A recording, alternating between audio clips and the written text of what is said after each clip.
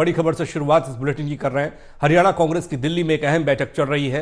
प्रभारी दीपक बावरिया ने यह बैठक बुलाई है। लोकसभा चुनाव में शामिल रहे पार्टी के सभी उम्मीदवारों को इस बैठक का हिस्सा बनाया गया है। उनके साथ मंथन चल रहा है। लोकसभा चुनाव की समीक्षा और विधानसभा चुनाव की रणनीति पर चर्चा हो रही है, ऐसी खबर निकल कर आ रही है। दीपक बावरिया लोकसभा चुनाव परिणाम की समीक्षा कर रहे हैं। पार्टी उम्मीदवारों से लोकसभा चुनाव के बारे में फीडबैक लिया जा रहा है। आपको बता दें कि हरियाणा में 10 लोकसभा सीटों में से 5 सीटें कांग्रेस के खाते में आई और इन 5 सीटों पर किस तरीके से कांग्रेस ने जीत हासिल की और जो सीटें नहीं जीत पाई कांग्रेस, वहां क्या वजह रही, ये जानने की कोशिश अब दीपक बावरिया प्रदेश कांग्रेस प्रभारी कर रहे हैं। दिल्ली में एक महत्वपूर्ण बैठक हो रही है। सभी उम्मीदवारों के साथ मंथन इस बात को लेकर कि लोकसभा चुनाव कैसा रहा, कहां पर कमियां थी, कैसे उन्हें दूर किया जा सकता है और आगामी विधानसभा चुनाव को लेकर रणनीति बनाई जा रही है कि कमियों को दूर कर विधानसभा चुनाव में कांग्रेस मजबूती के साथ उतरे। उसको लेकर दिल्ली में एक महत्वपूर्ण बैठक चल रही है। हरियाणा कांग्रेस की दिल्ली में यह बैठक जारी है।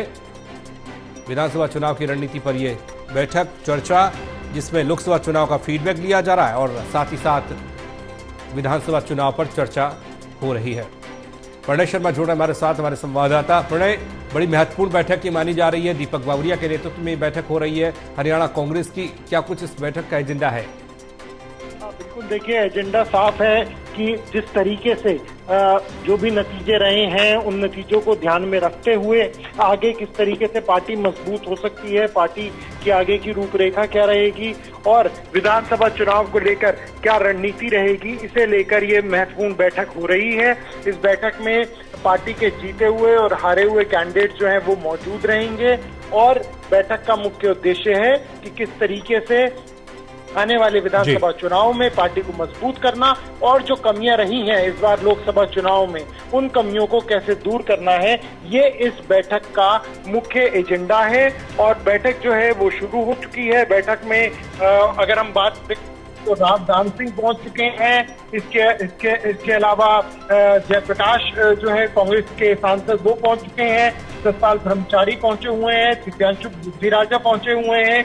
अभी ये सभी जो नेता हैं वो इस बैठक में पहुंच गए हैं और बताया जा रहा है कि कुछ ही देर बाद बाकी जो नेता हैं वो भी यहां पर पहुंचेंगे।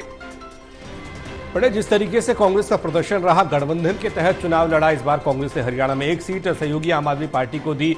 क्या उससे इतर अब आगे की रणनीति बनाई जा रही है? विधानसभा चुनाव सिर्फ कांग्रेस अपने बल पर लड़ेगी, ऐसा कुछ? हाँ बिल्कुल, देखिए क्योंकि गठबंधन तो पहले ही खत्म हो चुका है और ये बिल्कुल साफ कर दिया है कि गठबंधन किसी भी तौर पर जो गठबंधन है वो आगे नहीं चलेगा आम आदमी पार्टी और कांग्रेस के बीच में।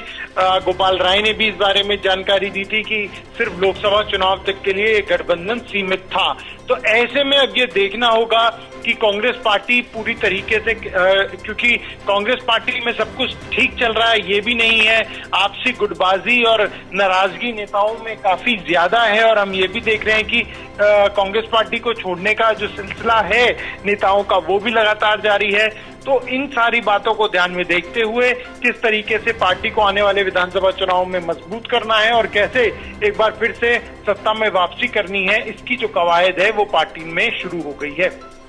गुटबाजी का जिक्र आपने किया, लगातार ये तस्वीरें सामने आती रही हैं और कहने वाले कहते रहे, राजनीति के जानकार कहते हैं कि हरियाणा कांग्रेस में गुटबाजी कभी खत्म हुई ही नहीं। गुटबाजी में ही चुनाव भी जीते, गुटबाजी में ही सरकार भी बनी है। लेकिन इस बार कुछ अलग देखने को मिल सकता है क्या?